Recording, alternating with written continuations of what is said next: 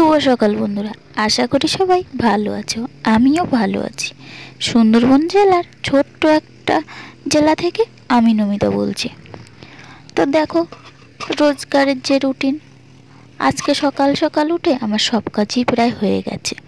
কারণ আজকে মাঠে কাজ করতে এসছে, ওর জন্য সব কাজই হয়ে গেছে। ধান লাগানো শুরু করেছি আজকে। তো দেখো, শুধু বাদ বাকি থাল বাসন তো সবই মাজা হয়ে গেছে, তো শুধু হাঁড়িটাই বাকি আছে। তোমাদের তো আগেই আমি দেখালাম, পুরো কাজটাই আমার কমপ্লিট হয়ে গেছে। তখন হাঁড়িটা মেজে আমি ভাতটা বসিয়ে দেব, তার জন্য হাঁড়িটাকে আগে মেজে নেব। আজকে 4 জন কাজে এসেছে ধান লাগানো কাজে। এখন দেখো আমি চালটা ধুয়ে নিচ্ছি। তো তোমরা তো দেখলে আমার সব কাজই মোটামুটি হয়ে গেছে। এখন রান্না করতে যেতে হবে। তো এখন আমি রান্না করতে যাচ্ছি। দেখো, চায়ের থেকেই শুরু করি। প্রথমে আমি ওদেরকে চা দেবো, এবার ভাতটাও বসিয়ে দিয়েছি, সেই সাথে ভাতটাও ফুটে গেছে। আর দেখো, আমি ছেলেকে পড়াচ্ছি আর রান্না করছি। আবার ওকে স্কুলে দিতে হবে, ওদিকে সময় হয়ে গেছে। তাই মাছটা ধুয়ে আগে ওর জন্য এক পিস মাছ ভেজে দিচ্ছি। আর পরে আমি ডাল আর আলুটাকে সিদ্ধ বসিয়ে ওকে খাইয়ে নেব। দেখো, ডাল আর আলুটা সিদ্ধ বসিয়ে আমি এখন ওকে খাওয়াতে যাব। তোর গোছানো কমপ্লিট দেখেছো তো? ওর এখনও স্কুল থেকে ড্রেস দেয়নি। ড্রেসটা কাটাতে দিয়েছি, কিন্তু এখনও ফোন করেনি। বলেছে ড্রেস আসলে ফোন করে জানিয়ে দেবে। তো ওর খাওয়ানো হয়ে গেছে, স্কুলেও পাঠিয়ে দিয়েছি। এদিকে ডালটাও সিদ্ধ হয়ে গেছে। এখন আমি আলুগুলো ডাল থেকে তুলে নেব। তো আমি প্রথমে একটু জল দিয়ে নিলাম, কারণ আলুর গায়ে ডালটা বেশি থেকে যাবে, শুকনো শুকনো হয়ে থেকে যাবে। তার জন্য আমি নিচে দেখি একটু একটু লেগে গেছে। ওকে স্কুলে দিতে দিতে একটু একটু লেগে গেছে ডাল। তো আমি দেখো এখন আলুগুলোকে তুলে নিচ্ছি।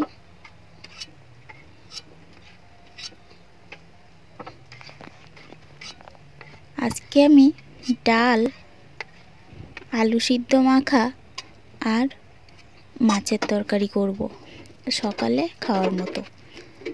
আর দুপুরে তো ওরা কেউ খাবেই না, তার জন্য দুপুরে আর ওদের জন্য রান্না করব না। আমি এই রান্না করে ওদের খাইয়ে দিয়ে আমিও একটু ধান লাগাতে যাব। তো দেখো, ওরা সকালে খেতে চলে এসছে, আমি ওদেরকে খেতে দিচ্ছি।